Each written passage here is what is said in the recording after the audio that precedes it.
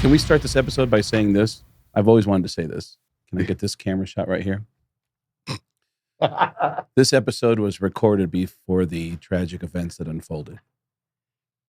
Now enjoy this conversation. That's kind of a coverall for any bad thing that happens. I like it. And then people get like, because it might.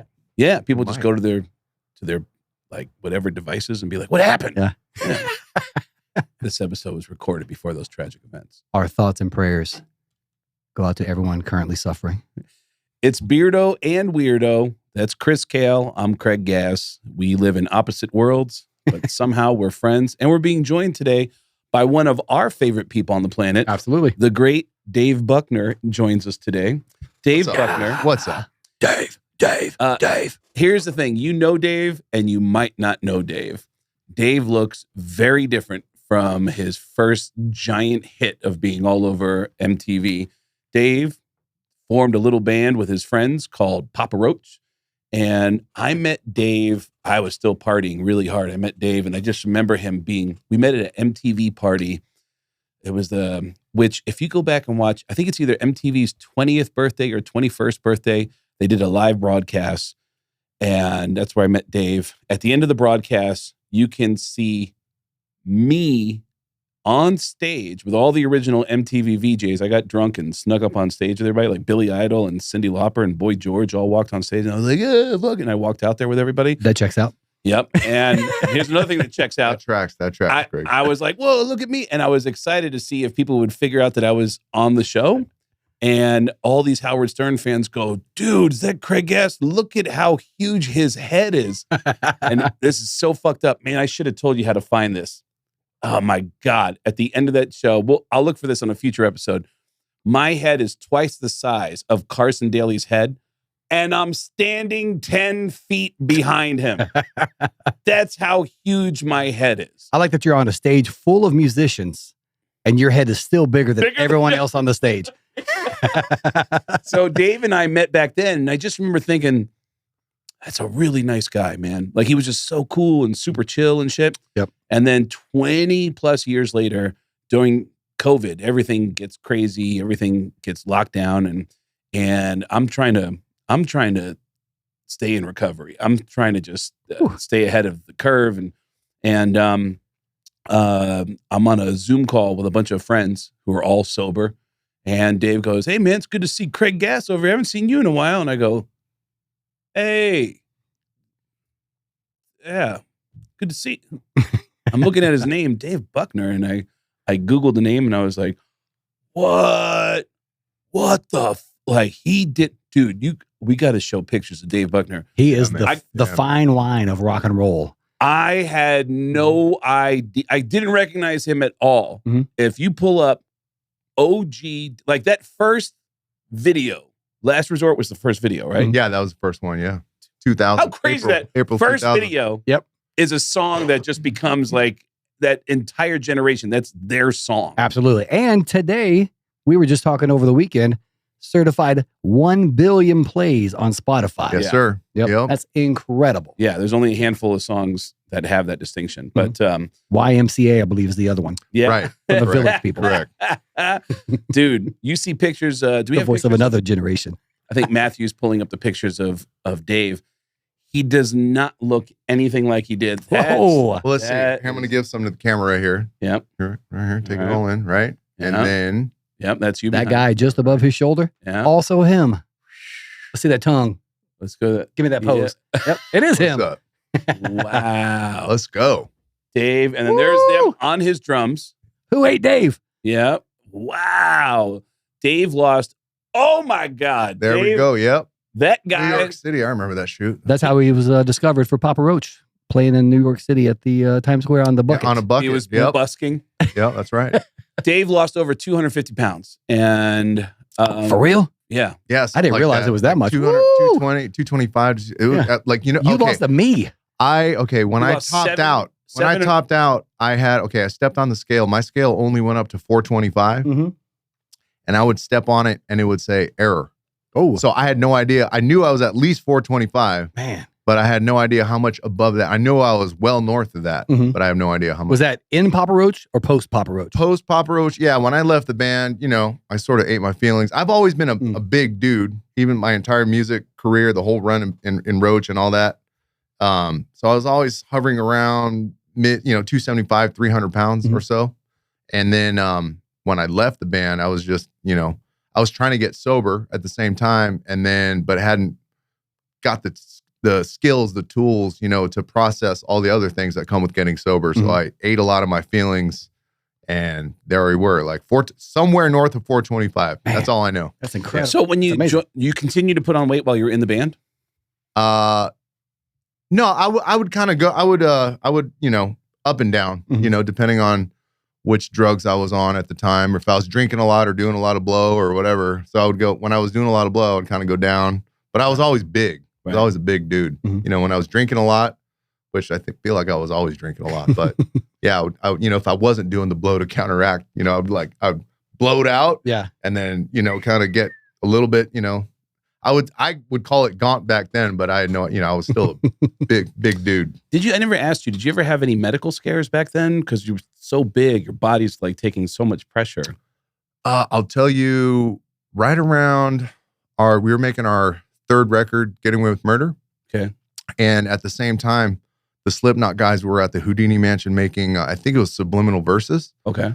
And I had gone there. Oh, I know what you're going to tell me. I had gone there with my ex-wife to go hang out. It was me, her, and then some of the Papa Roach guys, I think Kobe and Tobin probably were there. And they were playing us the new album. And they had it like the mixing room was about as big as a studio. And they had the speakers cranked to like 11. And I could feel felt like something was going, ringing in my ears. I felt like a buzzing in my ear. And I was like, wow, that was really loud. And then the next morning we drove home, and I went down and take a nap, and I woke up and half of my face was it wouldn't work. Ooh. And I was like, is my body work? So I thought I had a stroke. Right. But it turned out to be Bell's palsy, which can be caused by loud noise, stuff like that. It's like trauma to the eardrum. I like that you were carrying over 425 pounds. Everything was pretty good physically. It took a Slipknot record. Yeah. To give you Bell's palsy. That's right. Yeah. Yeah. I've heard that record. I get it. Yeah. It was nuts. Isn't that what Justin Bieber had? Was Bell's palsy episode, and then he was okay, and he's okay now. So I'm not that familiar with the condition. So obviously, it's something that can be reversed. Is it possible it can be? That's permanent? The thing. Okay, so I go to the doctor. He's like, "You have Bell's palsy. It wasn't a stroke." So I'm like, "Thank God." But and so I'm like, "So when does it get better?" And they're like, well, it might heal up you might have it a few days, you might have it a week, might be a month, might be a year, or you could have this the rest of your life. And like just half of my face melted. Ooh. You know what I mean? Just like, this side, none of this side would work at all. How was your anxiety after hearing that? Oh yeah, dude. Oh no, it was chill, man. I was like, yeah, bring it. It's cool. Yeah. No, so I got on the internet He's and a fan of Popeye. He's okay with it. Like, I got on the internet and researched, the symptoms and whatnot, and then potential treatments. And I found that some forum I was on said that acupuncture could be helpful. Nice. And so I would get acupuncture probably seriously, like twice a week I would go. And it was the kind where they attach the electrical electrodes to the needles. Yeah. And I did that for a month, and a month later, my face was back. Nice. Yeah. Wow, that's a frightening. But it could have been. I could still be like, yeah. So anyway. Well, you could have always been an announcer for WWE, though. Yeah. For sure. Yeah. Or I don't even get that reference. I have no idea what. I'll show you later. Okay. Or a wrestler. We'll put that up right now, Matt. El Distorto. Yeah, dude. We were also supposed to be joined by another friend of ours who was hanging out with yesterday at the Super Bowl. We were watching the Super Bowl at a friend's house. Ricky Rackman was supposed to join us, and Ricky bailed out the last minute. With full Hollywood. Let's go to dinner. Which, by the way, man, that was my first time meeting Ricky last night. Oh, really? And yeah, I'm just going to get this out of the way right now, but thank you. Nice. Headbangers Ball was, I feel like without that, there wouldn't be a me today. You know what I mean? Like my career and For stuff. sure. It's awesome. Like introduced me to all the bands that made a difference. Mm-hmm. Dude, the first time I ever, he did an interview with me for something when I was when I first started auditioning for the Howard Stern show, and he started bringing up stuff about me, and I was like, And he goes, Craig, when you did this, what were your thoughts? And I was like, Ricky, this is so weird, man. I can't believe I'm talking to you. Like I was tripping out on that. But super nice dude who just toured around the country last year doing a one-man show. And I wanted to get him in here to talk about some of the stuff because he's got stories about, I mean, Axl Rose got him.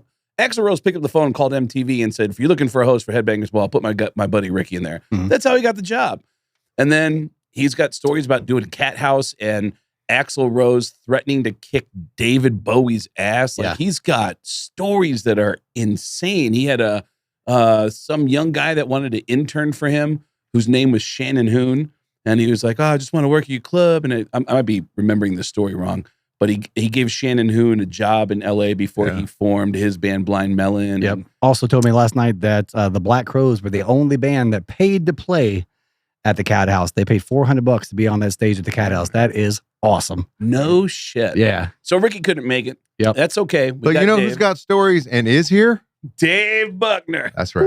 The one thing about Dave, and we'll get to the Super Bowl in a second, Dave is a friend of mine, one of my favorite people on planet Earth, and he is into conspiracy theories. He's the only person I know who's into conspiracy theories that you could be like, yeah, but Dave, and you could say something contradictory to that, and he'll go, that's true. He's open to conversation, just as open as I am to hear. I want to hear conspiracy theories, but I'll often go, yeah, but who says, like what like that's just a feeling. What are the facts behind that, but I always want to hear stuff. Which thing about theory right now is the one that is occupying your mental headspace.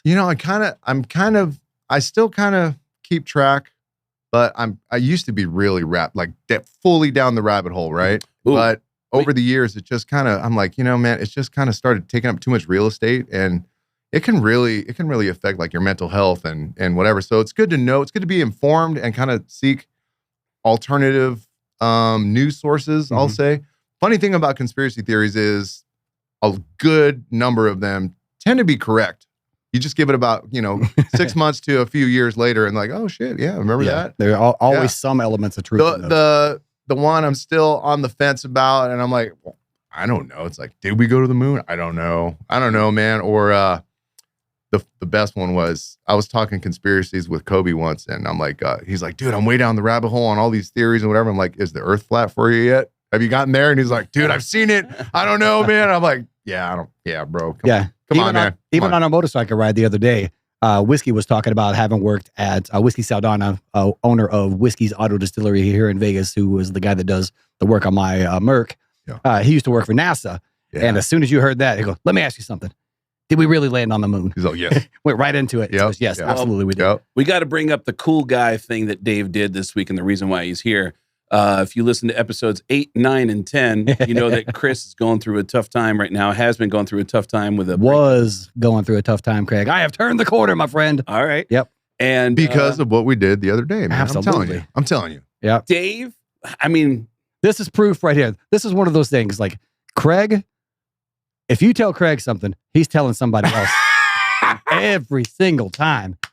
And you can't get mad because you know it's going to happen. Yeah, but man. This is the one time where it actually turned into a positive because you and I have been interacting with, the stuff that was going on recently, and I wasn't in a great place. And you mentioned it to him. Yeah. I was like, hey, you asked, hey, how's Kael? And you're like, well, he could be better. To be fair, the way it came up is Dave said, hey, man, I texted Chris. I haven't heard back from him. Is everything okay with Chris? And I went, actually, he's going through a tough time. Yeah. And he was like, oh, what's going on? And I said, well, he's going through a breakup. And he's like, oh, man, I'm going to reach out to him. And then he calls me an hour later and he goes, hey, man, so I bought a plane ticket and I told Chris I'm going to spend some time with him. We're going to grab some motorcycles and go for a ride. And I was like, holy shit. Absolutely. Jumped right into action. That was it. Came down, helped a brother, and it has definitely helped. We went on an incredible. We did the Valley of Fire loop, right? Down by Lake Mead and then up through. Oh, man, it was great. And all right. Yes, I wanted to be of service to my good friend and brother, but also it's too cold to ride where I live. Exactly. So this was the perfect excuse. I've been missing riding. I want to ride. And I was like, you know what, man? Hey, Chris, heard you're going through some shit. Let's go, man. Let's go for a ride. He's like, fuck yeah, let's go. Yep. This guy. I didn't ask is it okay if do we bleep out the curse words, or is it cool if I drop some bombs? We don't care. All right, cool. I'll try to keep it down. I'm trying to do better about that. But We put stuff in each other's butts on this episode. We can do anything, man. All right. Well, That's on the Patreon. Yep. Okay. All right. So yeah, you got to pay to see that. Chris, Rockstar, helps me move my furniture. Dave Buckner, Rockstar, finds out other Rockstar friend is having a tough time. I'm going to come down and spend some time with you. Also, when my mom passed away, Dave reaches out the next Christmas and goes, hey, man, you going to be alone on Christmas? I'm going to buy you a plane ticket. Come hang out with us. And I was like, oh, my God. So, like, that happened. It's very unexpected, the stuff that you guys do. So it's just kind of one of those things, man. As I've grown as a person, you know, through recovery and whatnot, I just sometimes I'll, you know, because of my willingness to kind of hear when the universe is talking to me. Absolutely. And sometimes I feel it as an intuition. It's like, hey, man, you should probably do that. Yep. And if it's a positive thing, I know it's not the little devil on my shoulder. And I'm like, you know what? I'm going to do that. So yeah, like the thing with Craig and Christmas. Like, we're like, hey, we're going to buy you a ticket to come out to Boise for Christmas. And his girlfriend lives in Christmas. I don't know if you guys, does the audience know about all that? And it lives in Boise. Boise. Yeah, Boise. Yeah. Did I say it wrong? You said In his Christmas. girlfriend lives in Christmas. Yeah. I did? Yeah. Well, damn. Well, this was Okay. incredible. Speaking of Christmas, Yeah. she did Boy, design this brand new logo that we have She here. decided So Beardo she and is Weirdo. the giving spirit. Yep. Yeah. So I'd also like to point out that all these rock stars helping out people, rhythm section, baby. Yes, sir. Yes, Rhythm sir. section. What's up? Yep. So it's the guitarists and the singers, you got to singers, watch out for. Yeah. But the rhythm section will be the We show up. foundation. We show up. Yes. You're the foundation. Yeah. When we hear the call, we show up and we do That the right thing. is Yeah, that's right. hilarious. Our timing is impeccable. So we all get together. We all end up watching the Super Bowl yesterday. Super Bowl was very uneventful. Nobody saw that shit coming. No, not at all. That was I didn't even pay Prayers. attention. Prayers do come true. Wait, can I mention who else is on that ride real quick before we move on? Yeah. So flying into Vegas, I have my ticket, and a buddy of mine, Chad, from a singer Mudvayne, I know he lives here, so I called him up on like the day before my flight. Oh, that's right. And I go, hey, Chad, like I'm flying into Vegas. I'm doing this ride with Chris. And he's like, I'm going. And I'm like, yeah, I had no idea, right? He's like, yeah, dude, our buddy Whiskey, like I had my bike at his shop. Yep. And he told me about the ride. He's like, I'm going. So like it was me, you, Whiskey, and Chad. Yep. And we just had a dope day, bro. Who is Whiskey? Whiskey Saldana. He's the owner of the auto distillery, like this incredible mechanic. I believe he used to work with Steve over at or was it Count? He worked with somebody else and then moved on to do his own thing. Okay. But incredible car shop. He always, anytime that I have any issues with my car, and it's a 1950 Mercury, so there's a lot of issues all the time. Oh, yeah. He's always quick to step up and quick turnaround. So just as a friend, if you're ever looking for any sort of classic car work and you're here in Vegas, he's wonderful, wonderful dude. Well, so Chad comes back around towards the end of this Super Bowl story because we ended up going to Carrot Top's assistant is a guy named Jeff, who is just a really, when it comes to the entertainment business in Vegas, Jeff knows everybody in this town, and Jeff throws a Super Bowl bash every year. And he's been telling me about it every year. Like, I have the biggest Super Bowl bash of the year. And I'm like, oh, man, cool. You know, you hear people say stuff like that, and it's like, oh, right on. Well, good for you. And last year, the Super Bowl was in Vegas, so I was home for it. Yep. And Chris and I were doing an event, and our commitment to the event ended right when kickoff happened. And I was like, do you want to go to Jeff's house and see what happens? And he goes, yeah. So we get to this dude's house. His garage door is open. There's a red carpet coming from the street into the garage. And there are photographers taking pictures of people as they enter the garage. And I was like, what the fuck is going on here? And then we go out in the backyard and we saw the biggest spread. This year he made 60 pounds of brisket. 60 pounds of brisket. And I remember trying to process what I was looking at. And then it was Chris who said it perfectly. He said, I've never seen this much food at a wedding. And I was like, wow, that's a perfect description. So we go to that Super Bowl party and it's a total blowout. But Ricky showed up.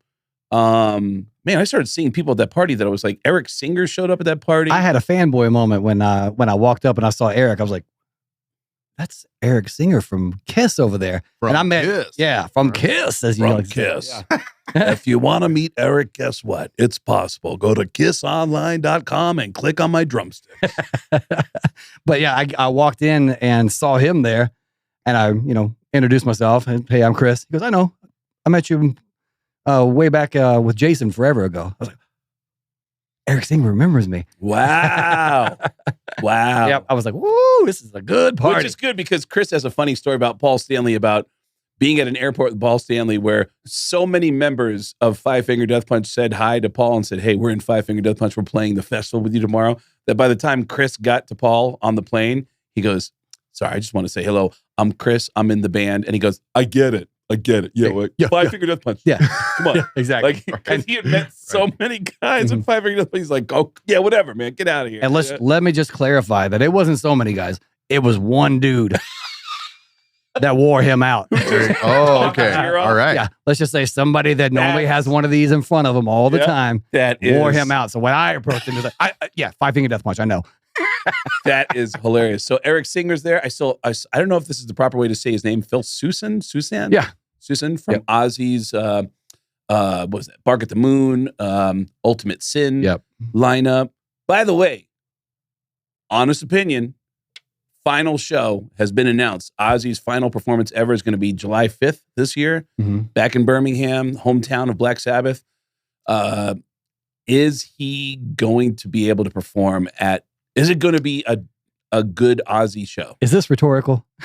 All right. I mean, it's... Come on. I mean, I follow Rock Feed, right? Everyone knows Rock Feed. And I guess like Ozzy's, like, I guess you can't like walk or whatever. Like, right. Can't walk. So I don't know. I'm not quite sure how that's all going to go down. Fingers crossed. All the positive energy, all the meta, all the healing energy sent to Ozzy's way. Yep. Absolutely. He's had to cancel many tours, many shows in the past. So I'm hoping that, whatever they need to do to get him physically ready for this show, that he's able to do the show. But I don't have a whole lot of hope. What I think I'm going to go ahead and make this prediction today that it's going to end up turning out to be like a tribute to Ozzy Osbourne. Other people are going to have to step in, do the thing. The event will go on and Ozzy will be there. But just judging from the headlines and whatnot that I've read, and I don't read much when it comes to, news and whatnot, but I have paid attention to that.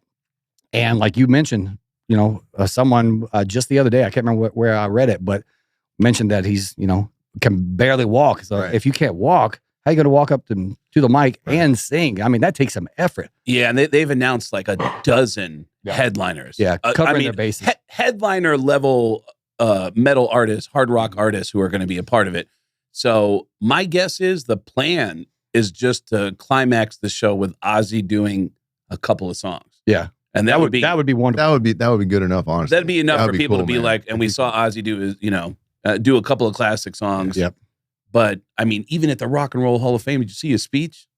And I didn't check it out. His speech was like, was it Jack Black? Jack Black does the induction thing. He gives this over the top, like Jack Black style, dude, fucking Ozzy, man, it's fucking Ozzy, and then Ozzy is in a throne that is clearly a wheelchair that's covered up by a design of a throne. And he's in a wheelchair and he goes, I want to thank Randy Rhoads. Thank you. Was that around the anniversary of Randy's passing too, I think?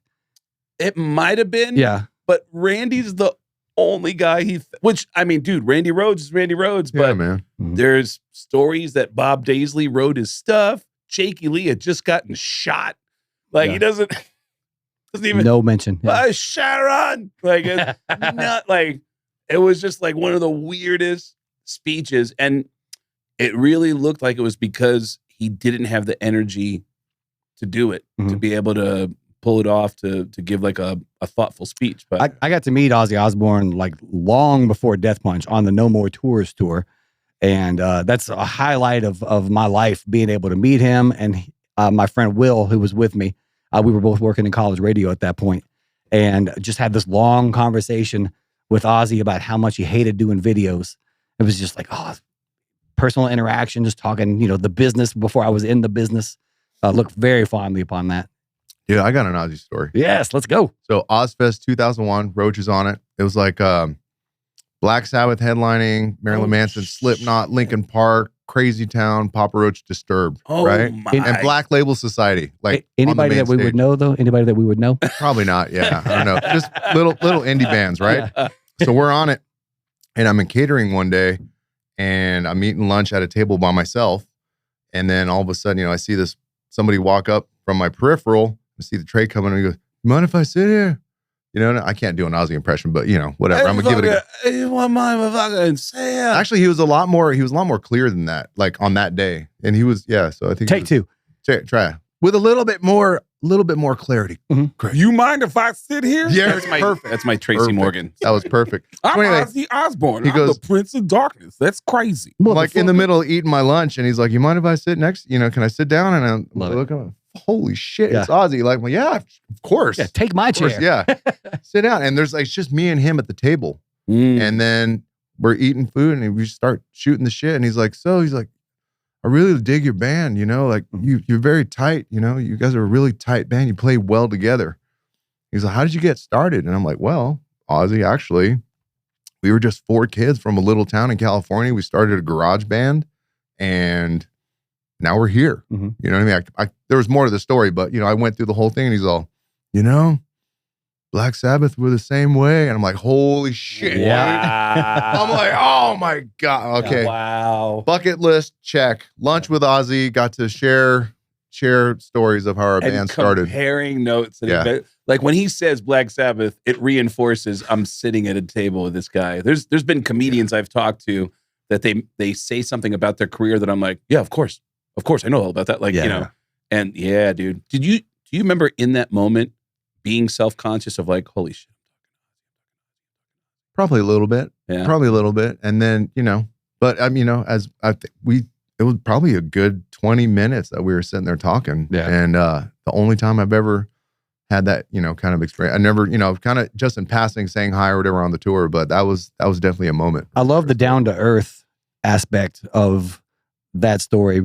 Ozzy from Birmingham, another incredible heavy metal musician from Birmingham that I had an interaction with, Rob Halford from Judas Priest, also very down to earth, very interactive. Same thing. I was at a festival over in Europe and I walked into catering. Rob had a piece of paper in front of him with like circling stuff on there. And I walked over and said, "Hey, Rob, what you working on over there?" He's like, "Oh, I'm just circling bands that I want to see on this festival today." So him and I bounced around the different stages watching bands that we wanted to watch on this festival. So there's something good in that water out there in Birmingham. That's cool, man. Wow. Holy shit. And then I don't know if you see it the same way, but like Ozzy and Sharon are like the mom and dad of metal. I mean, we're all kind of like children of Black Sabbath. You know what I mean? That's the way I see it. So children of the grave. So you know what I mean? So by the way, that tour, I'm thinking of that tour. Was Mike Inez in Ozzy's band on that tour? He was in Black Label. He was in Black Label on that run. Yeah. Okay, because Mike has some stories. Dude. Mike, I know what I'm gonna say. I know these stories. Is there a party that involves some strippers and some strings? Strings. And yes. I know the story. Some vampire tea. I remember the story about the strings. Yes. There's a couple of things. Zach, a SWAT team situation at an Applebee's somewhere in the middle of the country involving Zach.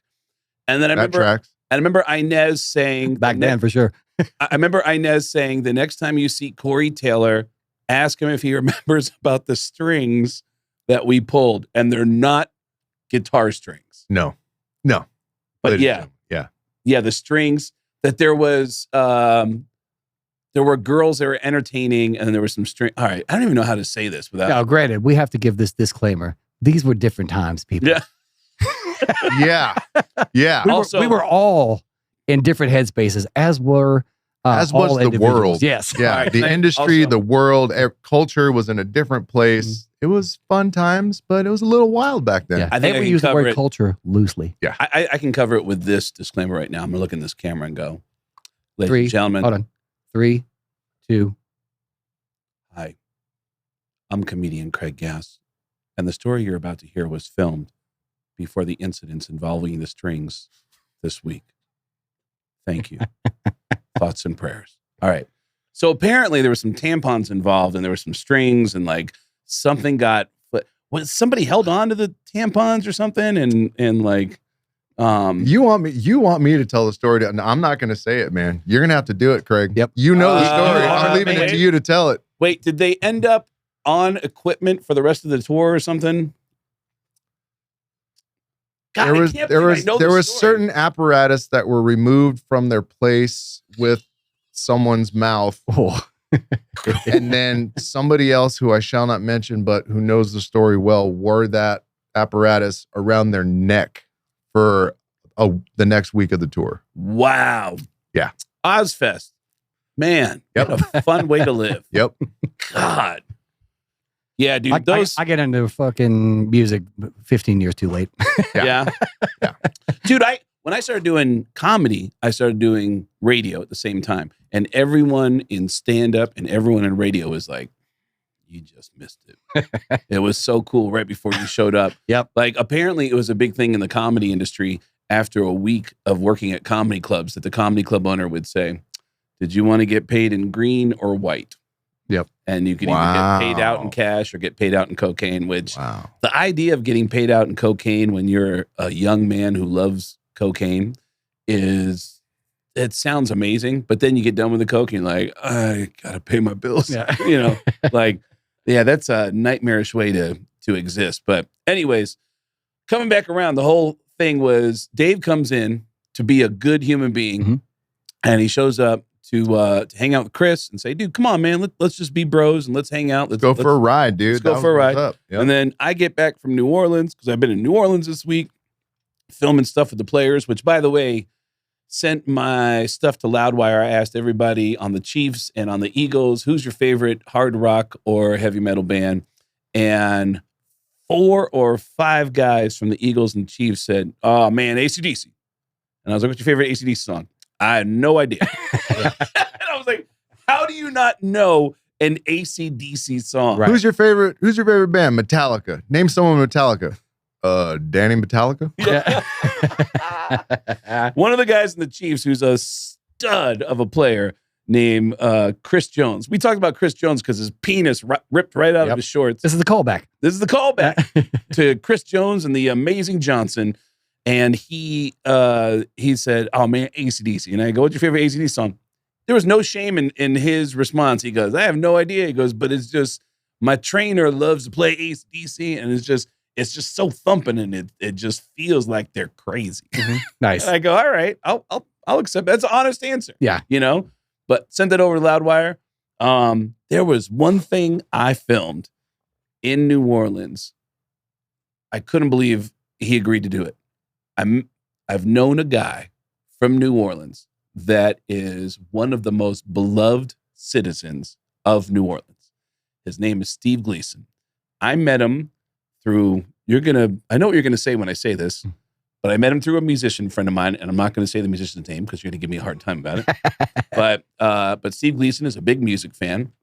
I met him at the house of a musician friend of mine, and Steve Gleason played for the New Orleans Saints. And Steve, I'm making note of the time that you said you're not going to say the musician's name until I say it. Until you say it. Oh, and we're at 2:50 p.m. right now. So people at home watching, start your clocks.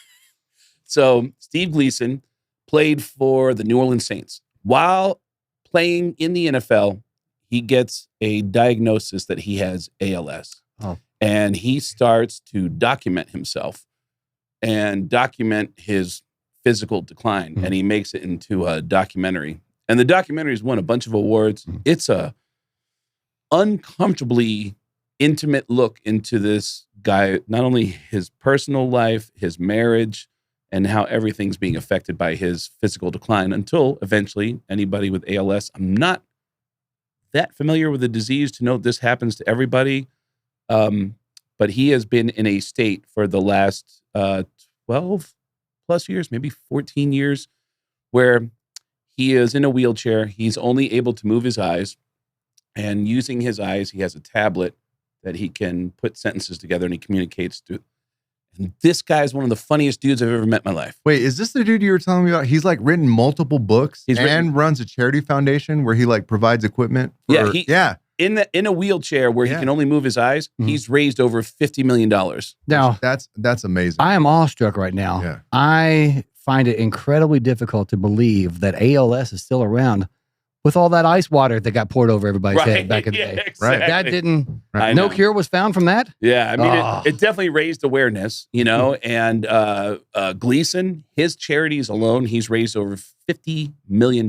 Yeah. This guy, that's awesome. when the New Orleans Saints came back to play for the first time after Hurricane Katrina, Superdome was shut down for a couple years. They finally get it up and running, and the Saints get to play a home game again for the first time. The very first home game, Steve Gleason, at the end of the game, the Saints are going to lose.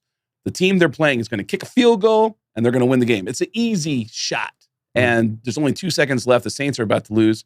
Somehow, little Steve Gleason, and I say little compared to all the other football players, he just breaks through the line and throws his whole body out, and just with his body, he just stops the kick, and the team, the stadium goes nuts, the city goes nuts. Now they have a statue of Steve Gleason that's awesome. in front of the stadium of him throwing his body out and blocking that shot.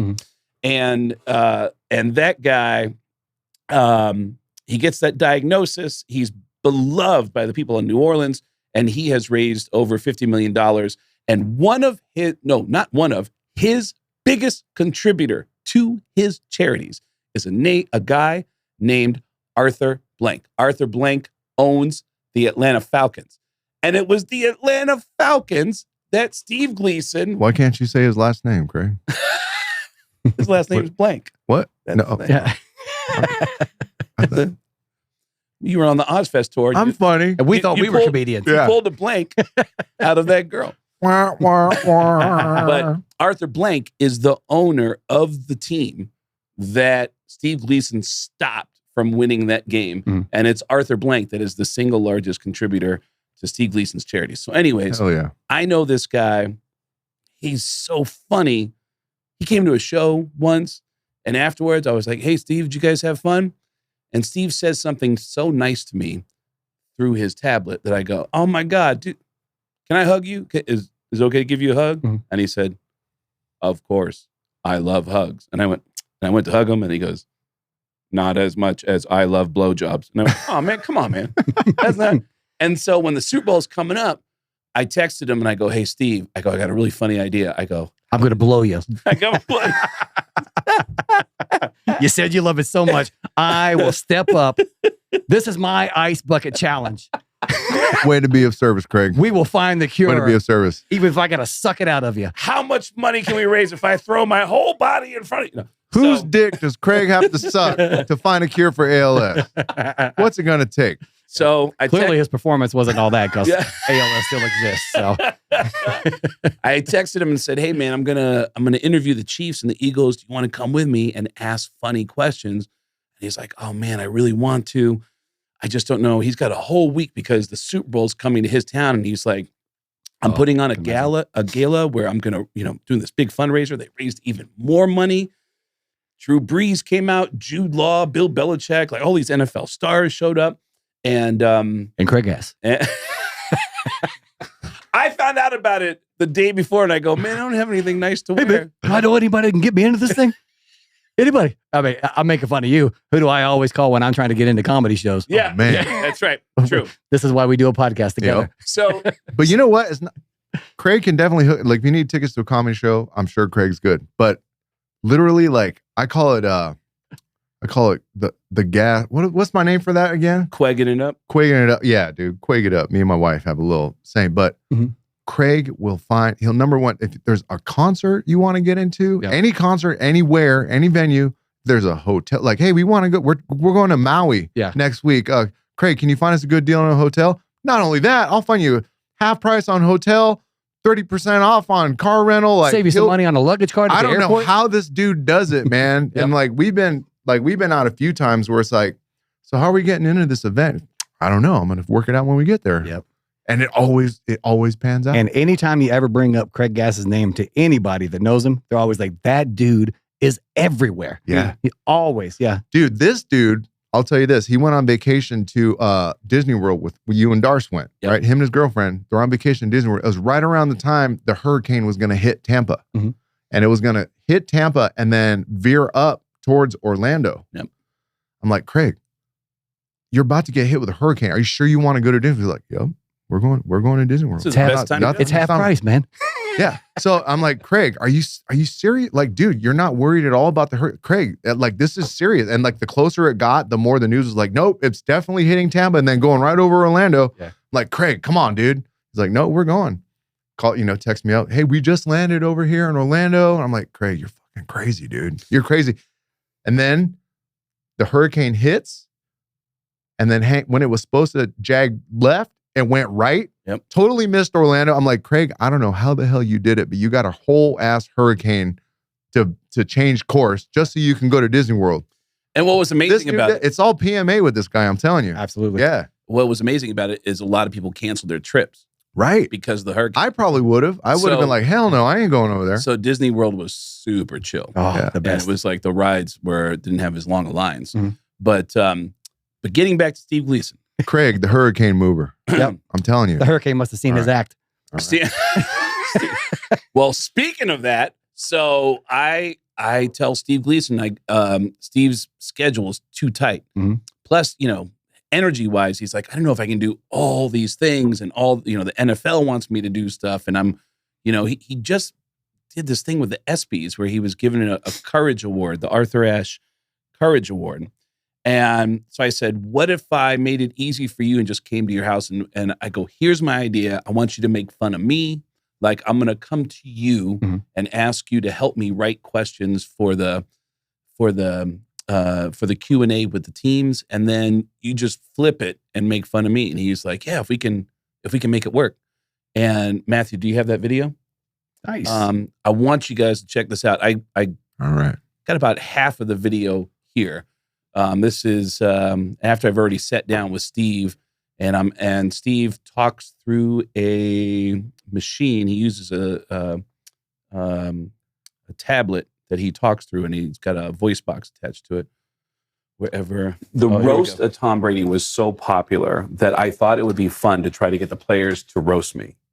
You want the players to make fun of you? I think that would be fun. Fun. So the opposite of your stand-up shows. All right, that's unnecessary, but yes. You dress like a fourth grader going to take your kid to work day. What's wrong with this outfit? Craig looks like the guy at the pool who would put his shirt on and take his pants off. All right, listen. I'm not asking you to roast me. Come on, you can roast me back. I'm not going to roast you. Why not? Because it's obvious. That look. You're a legend in New Orleans.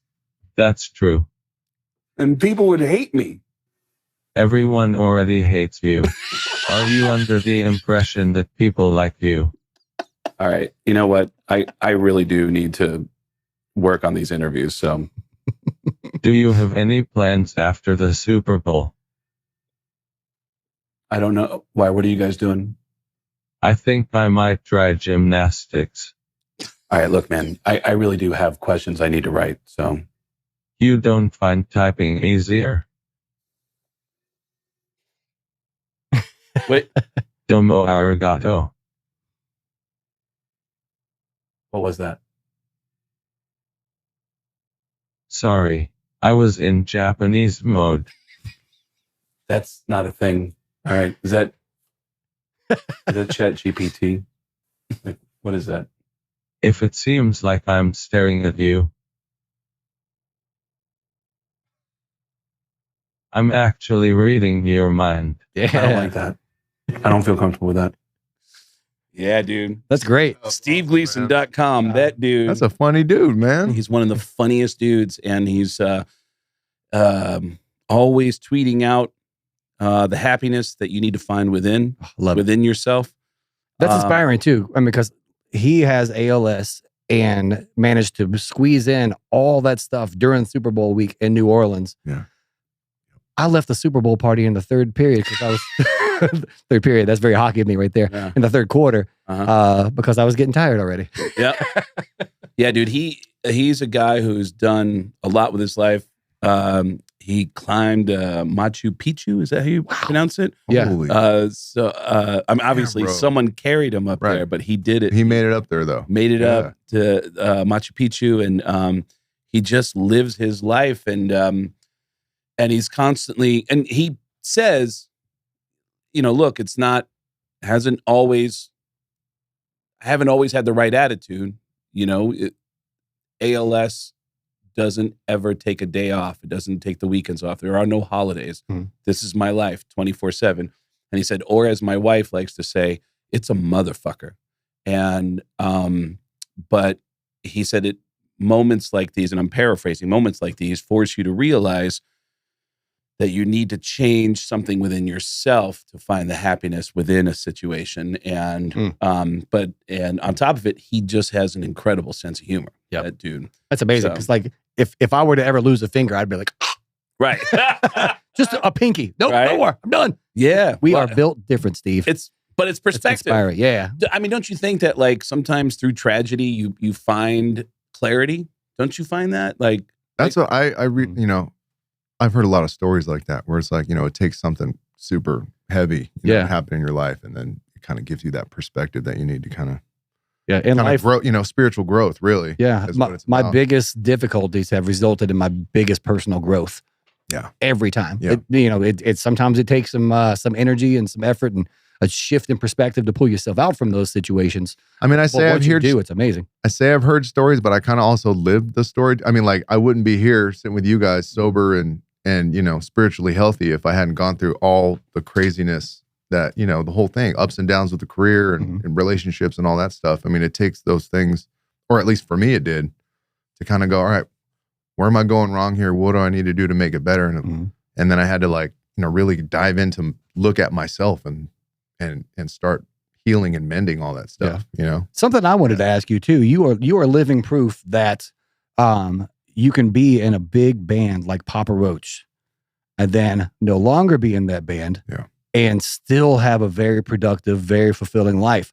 That's something that terrifies me, is you never know how long that window is, and it's always kind of out there. Yeah. You've experienced it and have dealt with it in a very positive manner. Tell me more about that. Like, I'm looking for inspiration there, because, like, you know, the chaos that is the band that I'm in all the time, you never know how long things going to last. And, you know, I'm looking for guidance in case that moment ever comes for me as well. Yeah. You know, as long, you know, when I look back on it, I mean, so I was in the band probably, I guess, 15 years from the start of the band, because we started in 93. We're just high school kids, right?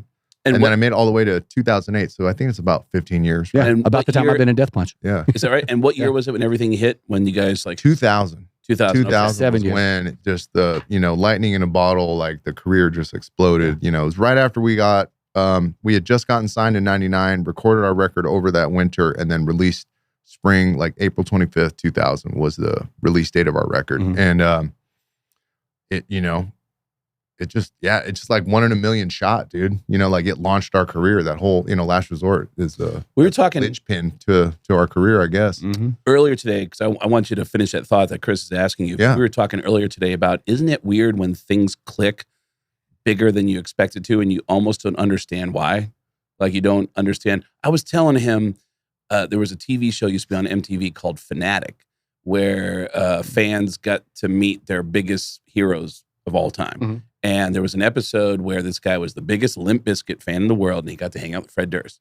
And I couldn't believe they showed this in the final edit, but at some point, Fred is talking to this guy who's his biggest fan, and he goes, "So, what is it about Limp Bizkit that you love so much?" He's like, "Oh man, man, you guys are so cool," and he's just giving him kind of vague "I love you" answers. And Fred's like trying to analyze, but like, what aspect of the, and it really came across like Fred has no idea why people love his band so much, and he's trying to reverse engineer. Like, I was saying it was like a one-person focus group right there. A one-person focus group. He's like, so what is your face with his clipboard? You know? Like he's, Is it the riffs or doing this? All right. Almost like he's trying to read the tea leaves so he knows which way to keep going is what it I call that smart. Yeah, but you know what I mean? But still, you record a song like Last Resort, And you probably feel good about the song. You probably feel good about a lot of the songs on the record, which, by the way, when you record that album, do you think Last Resort is the best song on the album when you record that album? Yeah, no, not at all. Really? You didn't think that was the best song? I love that. Well, we knew that it was, we knew it was going to be like a single. Okay. And we knew that it was one of those songs you write it and you're like, oh, this is probably going to be a pretty big song. Mm-hmm. But we had no idea it was going to be what it was. But as far as like my favorite song, my favorite songs were like, probably like Revenge and maybe a couple of the other ones that are in the second, Broken Home for me, Dead Cell, Angels and Insects. Like to me, those were like the ones that like, yeah, man. Yeah. But this is great. But Last Resort, when we wrote it, we knew that it was going to be some, we're like, oh man, okay, this is probably, but as far as favorites, it wasn't like necessarily my favorite song to record or write, So it takes off. It becomes larger than life. Yeah. You always hear, I remember of all people, it was, you turned me on to they did a documentary just about that song, about the success of that song. And then of course now, Craig, I love that. I owe my entire life to that song. So yeah. And the rest of it, that came with it later. Yeah. But I remember an entire genre owes their life to that song. Yeah. I mean, it was genre defining. I remember Sir Mix-a-Lot doing a whole thing about the success of Baby Got Back. And he said the single came out, it's like people laughed about it while we were recording it. People laughed about it when we made the video, like, man, it's so over the top. And the single goes out and we start hearing like, oh man, it's playing. MTV loves it. And it's like, oh, cool. And he describes getting off a tour bus at a venue and going, whoa, who are all these people? And they all started cheering. And he said, I turned around like, what? Yeah. He goes, I didn't know they were cheering for me. What are you guys looking at? Mm-hmm. It's like all of a sudden, Dana Carvey has an analogy. I heard him say once. He goes, it's a weird thing when you're famous and people start looking at you. It's very weird. He said, I really believe that if you got a potato and put a potato on primetime TV every week for 30 minutes and then took that potato out and just put it in like restaurants and stuff, people would walk by and be like, dude, this I gotta get a picture, man. This fucking, like people would start like, look at that, that's the potato. No, I think that tracks actually. Yeah. It's this weird thing where a platform enough and it's just gonna take over. And it just, so isn't it weird in that moment that things are going so much bigger than you expect that you feel like, I don't even understand. Was it ever like, I don't understand why? Well, I think we were talking at lunch too. And as I was saying that there was kind of this thing deep inside of myself that as we were getting going and we knew we were on our way, like I just had this belief and it felt like it was deep, like in the core that like it was going to happen. Right. Like I knew, and I think it's similar. Like when you hear other people who've had successful careers and stuff like that, they just have like this, whether it's delusional a little bit. And I think we all have to be a little bit delusional. Yep. And like we have to think we're worthy enough to make it there in order to really believe that. But it has to be, it really felt like for me, it was more frustrating that it wasn't happening fast enough than but then I knew that it was going to happen for some reason. Yeah. I had the exact same thing. But then when we actually went through it and then had the experience, it was so different than what I had imagined it would be or what it was like to actually make it, that it didn't feel real because it's like, okay, like this isn't how it would play out in my head. Yeah. It just happens how it happens. You know what I mean? So like you're getting the brass, you're getting the golden ring at the end of the rope, but you don't it just didn't happen how we thought it would. Right. Or at least for me. And so it just felt very artificial. And then I kind of had like this thing they call it, I guess, imposter syndrome, where you're like, how did I get here? What am I doing here? And then it took a while to kind of like let that kind of like, fall away and then just kind of like become the person that you are. You know what I mean? And then finally when I got really used to it and really comfortable with it, then it was over. Oh, that's funny. Yeah, I was saying that I remember when I first got on the Howard Stern show and I started selling tickets, there were comedians who, for whatever reason, they just weren't nice to me. And there were clubs that wouldn't book me. They just wouldn't book me. There was one club in particular that had banned me for life, and I had never even been in that club. And then I get on the Howard Stern show. I start getting on television shows, and all of a sudden those clubs started calling me and saying like, hey man, how come you don't call? We want to have you at our club. I'm like, I thought you never wanted to book me. Never want, dude, we love you. And I'm like, and then those comedians that were not nice to me, all of a sudden they were like, hey man, dude, I'm so proud of you. I was telling my wife, like, that's my buddy Craig. And I was like, really? And you start to realize none of this means anything, whether it's good or bad. Because I knew that if I got arrested, anything, all those same people would be like, yeah, man, that dude's a piece of shit. I always knew he was a piece of shit.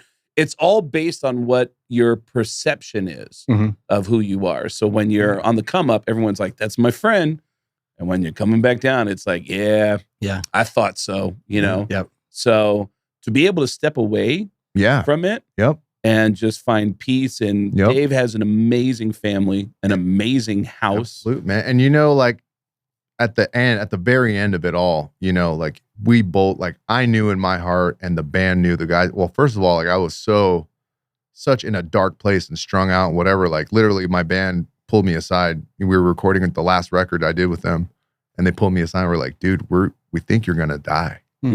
Like, and I was like, yeah, that's the idea, you know? And like, that's where I was at in my mind. I'm like, yeah, I don't care. Yeah. You know? But were you, I found myself at that point in my own drug addiction and alcohol addiction, that I didn't necessarily want to die. Yeah. But I didn't care if I did. Exactly. Yeah. That part. That's exactly where I was at. Yeah. And so, just that whole self-destructive demon was living inside me. Yeah. And it was that thing of like, yeah, if I die tomorrow, I could, you know, I'm fine. I'm fine with it. It's interesting because you get out and you're lucky because you're going to be okay. Yeah. You just got to take care of yourself. Yeah. But you're going to be okay. And I remember you saying to me that when you left California, it was either going to be Nashville or Boise, and you decided to go with Boise because you didn't want to feel pressure in Nashville because there's music business people there. Yeah. And you didn't want that pressure. And I totally get that. Yeah. I understood it because in my life, it's amazing to me. And I don't think people are trying to be rude, but people will talk to me and I'll be like, hey man, I haven't seen you in a while. And they're like, so what are you up to now? And I'm like, I'm touring. I'm happy. And I'm telling you, but what have you been up? Like, well, what's the latest you've been up to? Like, it's always like, well, I don't have to be up to anything. I'm quigging it up, man. What's up? Yeah, I'm happy. I'm at the Super Bowl and I'm hanging out with friends. I'm going. I'm releasing some comedy specials and like, co-hosted with Kael. Yeah, yeah, yeah. But coming up, it's interesting how like, you know, that subtle pressure. It's a weird thing where people are like, you know, they can't separate you from what you do for a living, and so yeah, and then we in turn do that to ourselves. Of course. We can't separate ourselves from the gig that we have. Dude, I'm guessing that in music, it's got to be the same. But it blows my mind in stand-up comedy how many comedians who are crushing it are just obsessed with the things they don't have.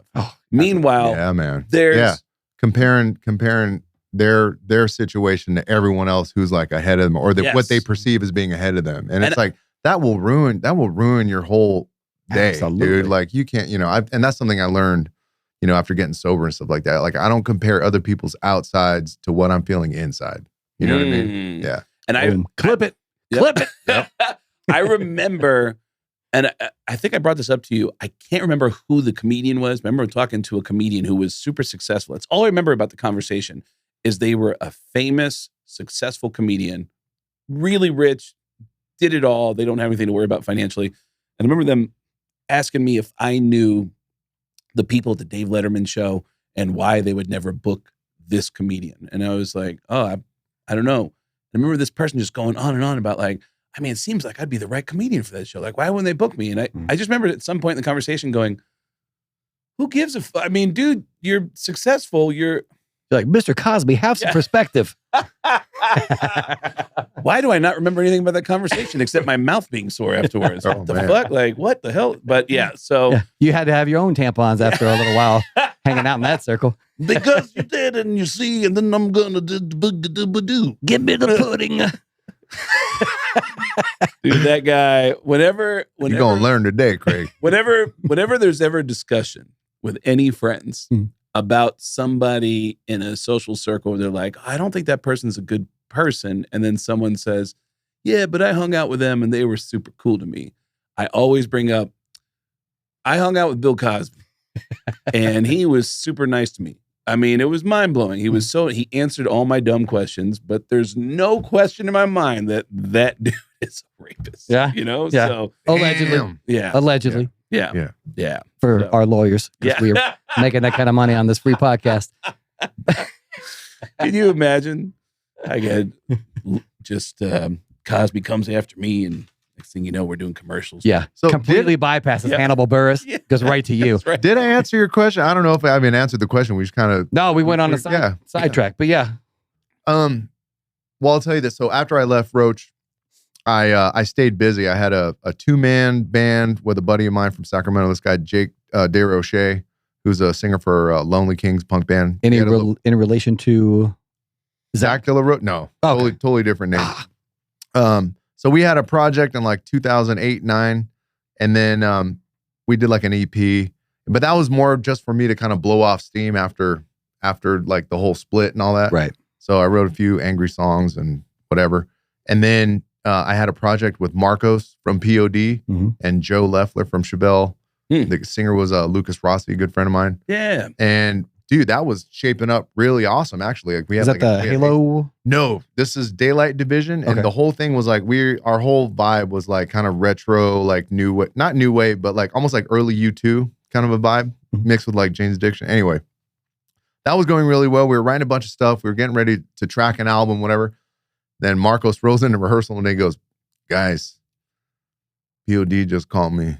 They want me back in the band." I'm like, "Well, all right, that's over." So like, it's like, dude, it's like, how you're not gonna say no to that, right? So I'm like, dude, all blessings, brother. Like, and he's a really good friend of mine, so I'm like, you can't say no to that. Wonderful human being. Yeah, awesome. Wow, dude. You guys, I mean, that is one thing. And then it was Halo Method after that. Okay, which was booked for ship. I'll tell you the story, but go ahead, Craig. Sorry. I've always said that I used to be jealous of guys like you because it seems like so much more fun to be doing that thing, whatever that thing is you're doing with a bunch of dudes. Like, it just seems like a lot of fun, and you're traveling with an even bigger group of dudes and girls, and it just seems like a cool thing to be traveling as like a gang. Yeah, man. And then I did it, and I was like, oh man, that was worse than being by myself. Because as a comedian, you're out there on your own. You just go out and you have like local support everywhere you go, and I just always would look, the grass was always greener on the other side of the fence until I did it. And I realized everybody's got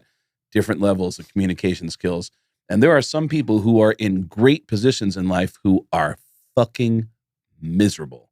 They're absolutely miserable out on the road. And it's like, holy shit, I don't want to be around people like that. So you realize it's not that easy. But also, there's this weird push and pull when you have 4 or 5 dudes creatively trying to figure out, well, what's our direction? What are we doing? And then, like, business-wise, what decisions are we making? And, it is so hard to have everybody on the same page. It's tough. And, there's no, like, blueprint for how a band functions. Every band kind of functions a little differently. You know what I mean? Like, in our case, it was, so I think it was our lawyer early on in the day. They said, if you want the band to stay together, just split everything 4 ways. Right.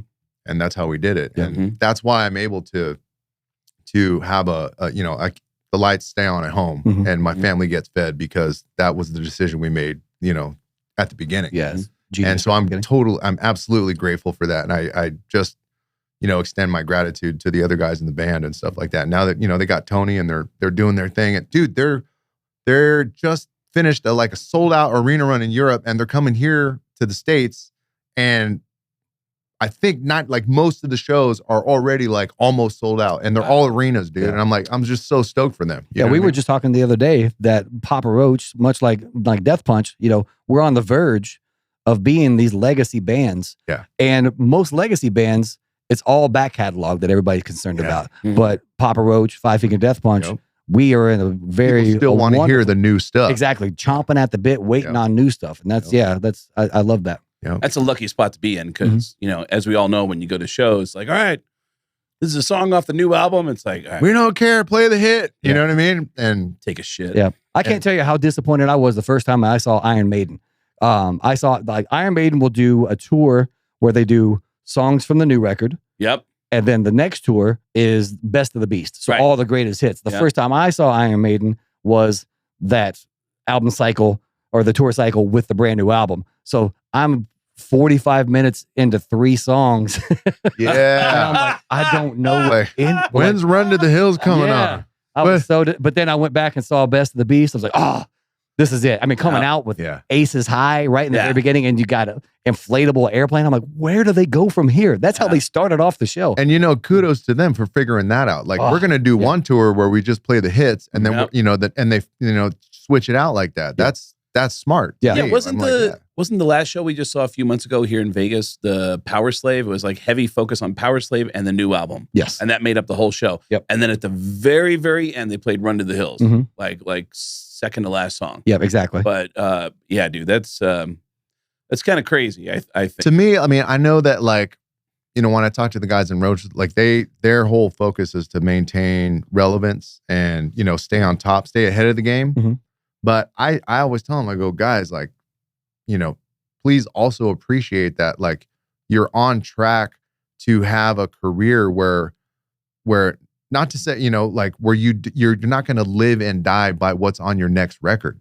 You have a body of work that's this gigantic catalog that you can, at that point, you can do, whatever, like, tours you want, and you're going to fill rooms. You know what I mean? So I try and, at least that's my perspective, you know what I mean? But, like, dude, the fact that, like, they just put out a new song like a couple weeks ago, and it's already like, it's like on fire. And I'm like, damn, bro, that's fire, bro. Like, can I say one funny thing about Buckner before we wrap this thing up? Absolutely. That, I think is hilarious, that when he moved there to Boise, he was telling me about, man, people in this town, I'm trying to get work done on my house, and they're like, they're taking advantage of me, man. And I go, what do you mean? He goes, I know how much it costs. I'm a blue collar guy. I know how much it costs to get this pool done. I know how much it costs.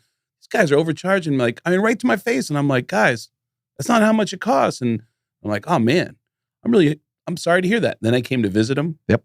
And he goes, Craig, can I show you around the house? I go, fuck yeah. I always do the impression of Cool Dave with his vape. He's like, dude, can I show you my gold and platinum room? And I go, yeah, man. And he's like, dude, check it out. And it's his like trophy room. And it's all platinum records, gold records, and like MTV stuff. And I'm like, wow. And he goes, yeah, man. He goes, this is the first house I love to show, or this is the first room I love to show everybody. And I go, Dave, you didn't show the pool guy and the people working on the house. And he goes, yeah. And I go, that's why they're. Yep. That's what we do. We can't stop. We can't help ourselves. Hey, come on in. Don't mind that wall. Well, at our old house in Sacramento, like, all my plaques were up on the wall right as you walked in the door. Right. Yeah.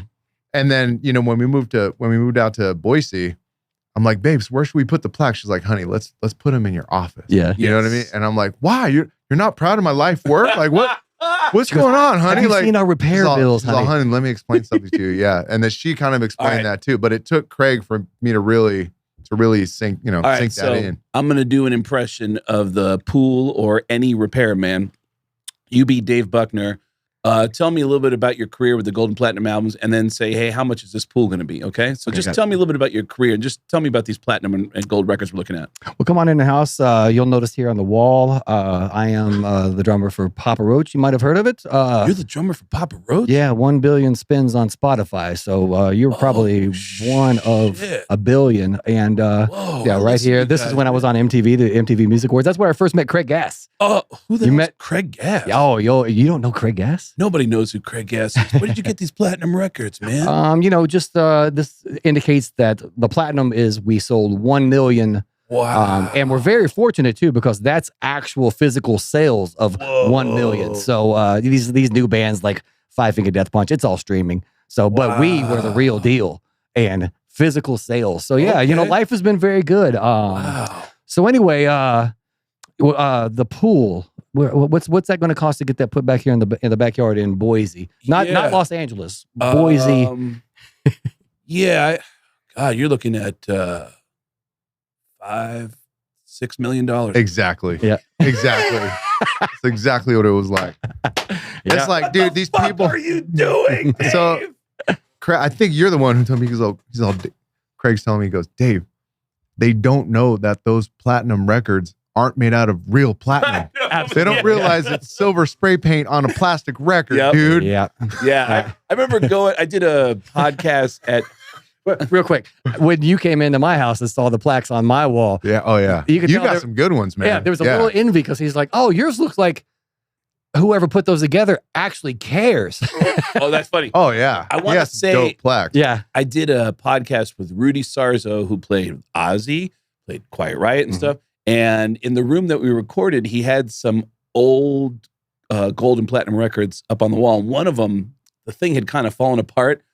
And I go, "Does that say Kool in the Gang?" And he goes, "Yeah." He goes, "When that thing fell apart after some kind of natural disaster happened in the neighborhood," he was like, the casing fell off of the plaque, and then the label came off of the record, and it was actually just an Ozzy thing stuck to a Kool in the Yeah. Gang. Oh, yeah, for sure. Just it was like, just spray some gold For on sure. it. Yeah. And that's the that, other- my hey. friends, that is the music business. Yes, sir. Yeah. But if you're It's all smoke and mirrors, dude. Yep. Dog and pony show. someone looks at that, if I don't know anything about the music business, I've been like, my life has been yard work, and I've made a good, honest living doing yard work. And then I come to somebody's house, and you're like, "Yeah, I'm a rock star. Here's all my trophies. You probably saw me on MTV. You probably remember the MTV Video Music I did Awards." cribs, man. Yeah, I did, Yeah. And I'm sitting there watching that, going like, "Oh, Golden Goose. yeah, Yeah. Oh, I'm gonna make a lot. This guy's a billionaire." Yeah. Yeah. You don't realize 1 million records sold doesn't mean you have $1 million. Yeah. Right. It's like it's 1 million records sold. You take, I mean, the amount of filtering before it gets to you guys. Oh, dude. If Everybody gets a piece. Well, We're the last. yeah, you would think. You know what? When we were having a meeting at the label once, and our own A&R guy, he said, "Yeah, at the label, I'm going to tell you how it works." He goes, "You got your president, you got your vice president, you got your department heads, you have their assistants, you have your A&Rs, you have their assistants, you have your interns, you have the janitor, Yep. you have the guy that locks up at night, and then you have the bands." Yep. And I was like, Wow. And, Thank and you that for right letting us- there is yeah. why the revolution has happened. That the gatekeepers Wow. aren't quite the gatekeepers that they used to be. yeah. Because Yeah. of bull And it got, stuff like that. by the way, it got like after I talked about Bill Cosby raping my mouth, you're going to censor bullshit. Like, is that, I'm family friendly, Craig. So after all that, you still have then streaming becomes the thing that just takes all that money away. So now labels are looking at your merch and trying to figure out how to get money from you. Randy Bly from Lamb of God Mm-hmm. summed it up the best way that I've ever heard it summed up in regards to what we do. We are slingers of black t-shirts. That's hilarious. There you go, man. That's our job. We are there to sell black t-shirts. Sounds about right. Yep. And God bless each and every one of you who has We're buying picked a up t-shirt, yeah. one of the shirts, whether it be from Five Finger Death Punch or whether it be over at chriskael.com. And thank you all very much for allowing me to be taken advantage of, much like Dave Buckner, by repairmen and service departments. But you know what? Rising tides lift all ships, and I'm happy to help, guys. That's right. Dave Buckner, where do you want people to find you? I think you can find me on Instagram, Dave Buckner 333. That's my public account. If you would like, I'm working out trying to figure out how to make these hats, but if you want a t-shirt with this design on, I have a design company called Rock Buddha. Yep. I sell t-shirts just for fun, friends. Still and doing it. fun. Still doing it. And Selling black the t-shirts. link to that store, my store is on Teespring, but the link is on my Instagram profile. You can buy yourself a t-shirt, hoodie, whatever. Check out some of my merch. I got some of his stickers on my stuff, including he's got one sticker that I saw. I was like, is that IGAF? Like, I give a fuck? And he goes, yeah. And I was like, I want that. Yep. I want I give a fuck. Mr. Positive. And there. Mr. I give a fuck, Rockstar, reaches out to a friend who's going through a tough time and says, hey man, I'm gonna fly down there. Let's go ride some motorcycles. Let's go forget about your troubles for a while. And That's going back to like the problems that I've been having, stuff like that has definitely, I have found that when things are going wrong, I have a tendency to isolate. yes. So, and I will not pick up the phone. I think you told me, hey man, anytime you're going through it, call me. call me. I'm Yeah. like, I'm not going to. That's when the phone weighs like 10,000 pounds. Absolutely. Bro. And I Yeah. told you, I go, Same for me. I'm telling you, I won't pick up the phone and call you, but I won't be pissed off if you call just to check. on me. So if there's other people out there like that, just know that get out of yourself. Stop focusing on the little piece of life that you think you want and forget about all the other good things. I have a tendency to do that as well. Hyper focus on the one small piece of bullshit. I'm not going to censor that this time. All right. One piece of bullshit and blind you to all the other wonderful things that are out there in life. And I think sobriety, I think being in the band, for bringing all that stuff together to make life what it is for me today. And I think both of you and everybody at home as well, doing much better. If anybody's been watching this podcast, which you haven't been, because we've been banking them for the last 3 months, Craig. Yep. Let's go. We're ready. Now, this episode might actually have to come out this week. So. Yes. But let's go. Yeah, dude. I'll be the first guest. You're going to be the first guest. Hell yeah, let's go. You might even be the first episode just to get started because we're talking about the Super Bowl and all the stuff that happened this week. Yep. By the way, we didn't even get to the point that at the end of the Super Bowl party we went to at that guy Jeff's house, then you were like, hey, can we go to Chad's house? Yeah, we ended up at Shannon and Chad's house, Shannon and Chad. Shannon Guns and Chad from Mudvayne have a place that was 7 minutes from the... Hey, screenshot that real quick, Craig. What's that? Just hit a screenshot. Hit a screenshot? I got to send that to Chad. Boom.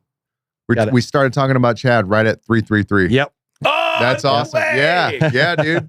Oh, wow, dude. Yeah, dude. I saw some 333 stuff in his house too, and I was like, whoa. Yeah, dude, that was it's cool because when we met, I'm like, you're a 333. I'm a 333 too. And he's like, Benny Paul was too. Yeah, Benny Paul, Dime. Yep.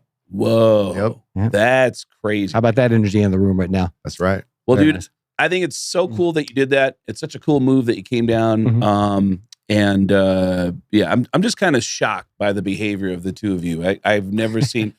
I have rhythm section. We're so healthy. Yeah. We're so like well-mannered and we care. The work works when you work it, you know? I know so many guys. Spiritually and mentally fit, you know? Yep. And physically as fuck too. Let's go. I know. Well, you are. Comparatively speaking to those pictures we saw, I worked hard for this dad bod I got right now.